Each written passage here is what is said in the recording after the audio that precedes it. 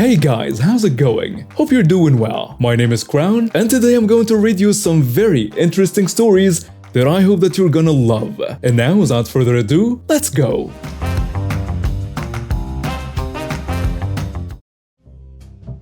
I've been living in my house for over 10 years now. My next door neighbors were a nice old couple, and I have had a wonderful relationship with them over the years. Nearly a year ago, my good neighbor suffered from a heart attack, and sadly he couldn't make it. And a few weeks after, his wife decided that it was too much for her to stay in the same house without her beloved husband, and decided to move to a different city to be near her daughter, who insisted that she come live with her after her father passed. But the thoughtful lady wanted to live in a separate place to not crowd her daughter's house and be a burden on her. Anyways, they put their house up for sale, and eventually a couple of entitled idiots ended up buying it. They were in their early 50s, and the word rude doesn't even begin to describe how they always treated every neighbor around them from the get-go.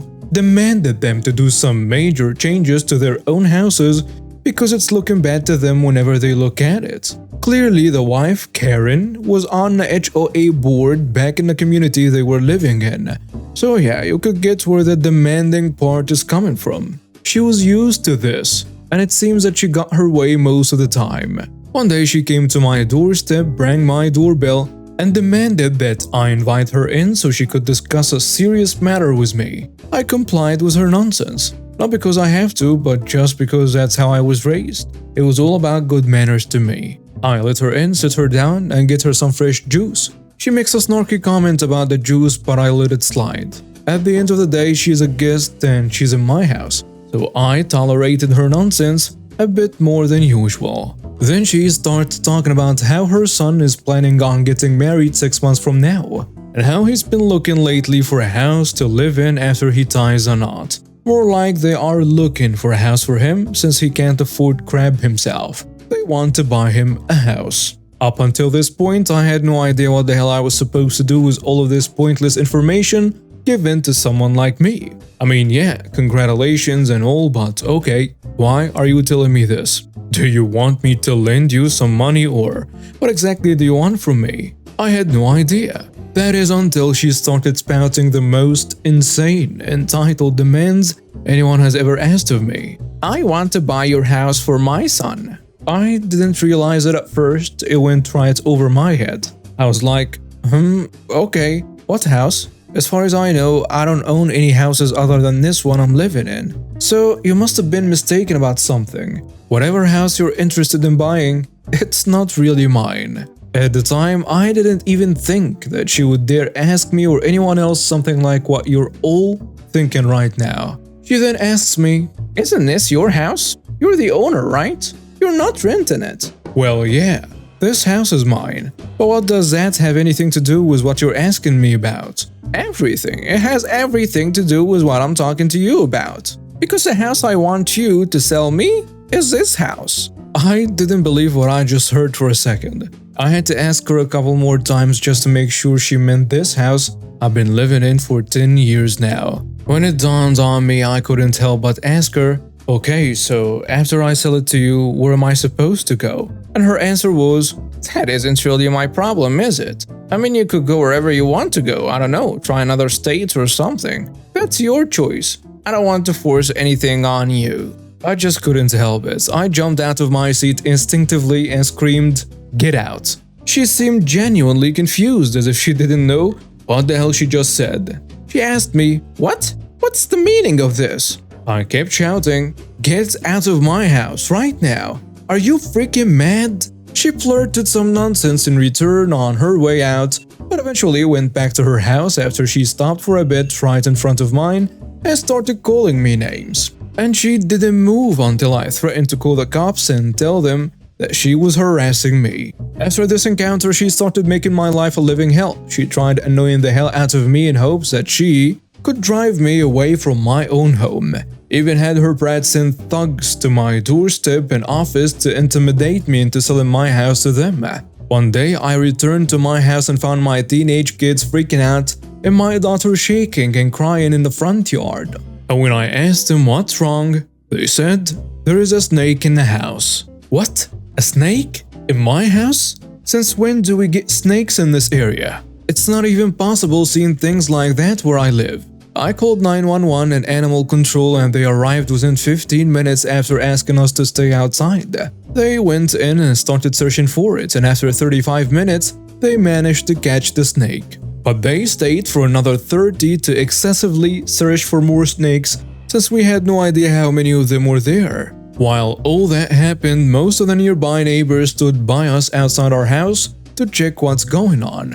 And some even tried to calm down my kids, and they were very supportive. All except our entitled neighbors. They never got out of their house. Clearly, a disaster was happening to their next door neighbor, but none of them bothered to check what was going on. I knew they were inside because I noticed them looking from behind the window curtains in their house while being weirdly calm about the whole situation. When I caught myself thinking that they might be responsible for that snake showing up in my house, I felt guilty because I shouldn't be thinking horribly of someone just because I had a bad encounter with them before. I know what you're thinking, but believe me, I myself don't know how I got that far in life with this naive mindset of mine either. But I promise it's not like that anymore, at least not after what happened with these jerks. It took us all some time to start living comfortably in our house after this one incident. We were frightened for weeks, paranoid, and even imagining that the shadows in our peripheral vision were crawling on a floor or onto our beds. It was a traumatic experience to some degree, but we're good now. A couple of weeks go by and I wake up at night to some extremely loud screaming coming from around my house. I jumped out of my bed, checked on my kids, then called the cops even before knowing what's going on. And I told them that I am hearing horrific screaming coming from around my house. Gave them the address and bolted out of the door. At first I didn't see anything up front, but when I followed the sound, it took me to the back of my house as I suspected. And there she was. Karen is laying flat on her back, screeching like a banshee, and on top of her were two snakes crawling all over her body. I was overwhelmed by what I was seeing and had too many questions flying across my head at once, but her screaming brought my attention back to her and forced me to focus on getting her out of that situation. I tried to find a long stick or something to get those snakes off of her. I kept trying to push them away and even yelled at her to get up and get away from them. But she kept crying that she has been bitten and that she's paralyzed and can't move. It didn't take long for the cops to show up. They tried to help her themselves until the EMTs and animal control arrived. And eventually the whole situation was contained. Snakes were captured and she was taken to the hospital. All while screaming about how she's going to get me arrested and evicted from my own house for putting her life in danger by raising snakes all around my house. What she didn't know at the time is that after the first incident with a snake being found in my house, I couldn't really shake the feeling that this was not a coincidence or just bad luck. Just some random snake decided to wander into some populated neighborhood away from any kind of forests nearby and wanted to grab a cup of coffee and miss one house of ours. Nah, I don't know how to buy that. I mean, yeah, I was a bit naive, but I don't know. I just couldn't shake off that feeling. So I went and installed a couple of cameras around the house. I thought that this solution was satisfying for me at the moment. I am not directly accusing anyone of bringing a snake to my doorstep, but at the same time, I'm taking my precautions and not fully ignoring my doubts and the alarms going off in my head. Classic me completely forgot about my cameras. I didn't check the tapes until my son brought it to my attention the next day. That hey, we have cameras. We could check what went down last night using them, right? Oh wow, cameras, yeah, let's do that. And we were shocked from what we saw on that tape. Karen was sneaking into our backyard with a dirty bag in her hand. She was carrying it carefully and she was very keen on not getting it near her. She then came near my basement's wooden back door that was not in its best shape, by the way, and started to carefully open the bag bit by bit, as if she's trying to pour what's in the bag into a small hole I had on one of the wooden doors. And of course, as you may think by now, she brought the two snakes in this bag she was carrying, and she was clearly trying to sneak them into my house again. But to her surprise, one of the snakes decided to crawl the other way towards her once he got out. And that was obviously enough to spook her. She panicked and tried backpedaling, but quickly fell on her behind, and that's when the other snake crawled out of the bag still in her hand, I decided to have a field trip on her body. It seemed indeed that she was bitten a few times after she freaked out the snakes with her screaming, but I later learned that both of them weren't really that dangerous and that she was fine. And that what paralyzed her that day was probably the fear, not the venom. After I was done watching this, let's just say that it's an understatement if I say that my blood was boiling. I took some time to calm down, and after that I got my son to get a copy of the tape, and I took it to the station right away to file a report against her, and well, press charges of course. I won't bore you with what happened next because it took some time and a lot of legal details that an idiot like myself hardly understands, but after taking this whole thing to court, she was definitely found guilty. And eventually she was sentenced to 10 years in prison, among other things. Plus we're now filing for a lawsuit to get compensated for the emotional damage we had to endure. Her husband ended up selling their house after that to fund the court fees and for potentially paying me for the recent lawsuit we filed. Plus, it's impossible for them to keep living in this neighborhood after everyone knew what they did to us. And also from what I've learned, their son's fiancé left him after knowing what his crazy mother did to her neighbors. Overall, that was some really horrible experience I had to go through with my family. But at least there is a bright side to it. I locked up a Karen, gonna get loads of money from her, and I have an interesting story for you guys to listen to. I'm a stay-at-home mom and I'm 27 years old. My two cute little rascals are 5 and 1 years old. Even though life can be pretty busy, I love every minute of it. Now the story takes an unexpected turn. Sarah, my sister, has 2 kids of her own who are 8 and 6. She sends them to me after school and when school is out for the summer. At first it was easy, she gave the kids snacks and paid me a little bit for my time. I was fine with that, to be honest. Spending time with my niece and nephew was fun. A little time goes by and Sarah's life starts to change.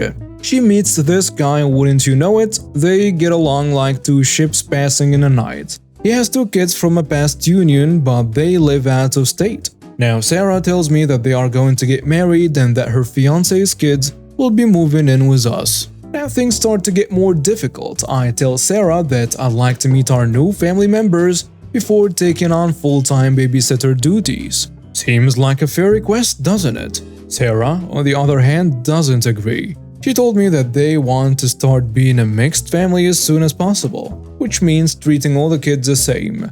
She wants them to have that time to get to know each other after school. But here is the kicker. I've only met these kids a few times and now I'm supposed to take care of them like it's no big deal? I mean, I'm all for going with the flow, but come on. Taking care of kids involves trust and getting to know them. And I didn't feel either of those things with this arrangement. So I tell Sarah what's going on. I tell her right away that I can't take care of the kids for long periods of time when I barely know them. I just don't feel good about doing this. You'd think she'd get it, wouldn't you? Nope. She hits me with, "Why can't you accept the change and just jump in?" Now I'm not weak. I stand my ground and tell her that if she wants me to take care of these kids, she needs to give me some time to get to know them. And she just says no. Not giving in. Not getting it. A simple no. At this point, I'm angry and a little bit sad. It's not about not accepting change, it's about making sure these kids are in good hands. Hands that know them and can take care of them well. I tried to tell Sarah what's going on, but she won't listen. She starts to say that I only care about blood relatives when it comes to family. That's a really low blow. I can see where she's coming from. She's in love and wants to make a mixed family that looks like a picture. But I don't find it that easy. It has nothing to do with blood. It has to do with getting to know the kids well enough to keep them safe and happy. If my brother asked me to watch his kids, whom I've never met, I'd feel the same way. So here I am holding my ground and telling Sarah that if she can't give me the time to get to know these kids, she'll have to find someone else to take care of them. It's not an easy choice, but I have to think about what's best for all the kids, not just the ones who are new. And then comes the biggest shock of all. Sarah says that I'm a jerk. How could that be? She says that I'm not willing to change or give in. What do you know? I don't think I'm too demanding. I'm sticking up for what I believe in, which are strong family values and the kids' safety. So, fellow Redditors, I want to know what you think. Am I the one who's wrong here? Is it wrong for me to want to get to know these kids before taking care of them? Or do I have the right to stick to my limits and do what I think is best for everyone? Tell me your thoughts. And now for some comments on a post. Someone saying, not that jerk. Also, have you tried asking her why exactly she can't let you meet the kids first? Something smells funny about that. Sure, she's getting married, she's busy, and they are out of state, but she might be hiding something too. Does one or both of the future husband's kids have difficult or extra care requirements? I'm guessing a big feeling she's trying to push you into agreeing, so it's harder for you to back out once you find out whatever is hiding from you. What I'm guessing is one or both kids have big behavioral problems or big care needs that are demanding. Medical conditions, developmental problems, and so on. Stuff like that can be really demanding and rough. And entitled people all follow the same trickster pattern when they intentionally conceal this and try to force someone to agree to dealing with it in advance. So if that person later tries to back out, they can play the "but you already agreed" card. If this happens, try and remember no matter what tricks she falls back on, that she tried to manipulate you. If this isn't the case, then fine, but she's still being pretty unreasonable. Another commenter adds, not that jerk. Your sister is a my way or the highway person. The only way to re-educate those type of people is to show them the highway. Reiterate your stance, don't play her straw man games, and you might want to get in front of the inevitable lies she'll tell family by proactively telling family members what really happened. Don't ask him for advice, just tell them what went down. A third commenter goes with, not that jerk. Taking care of 6 kids is a lot in general, but especially without knowing these kids' energy level, likes and dislikes, and anything. Also, I think your sister is wrong on the kid's side as well. Wouldn't they be more comfortable with a new change if they knew the person they are spending significant time with first? She is being shady and unreasonable. And now we have reached the end of today's stories. Thank you for watching and see you next time.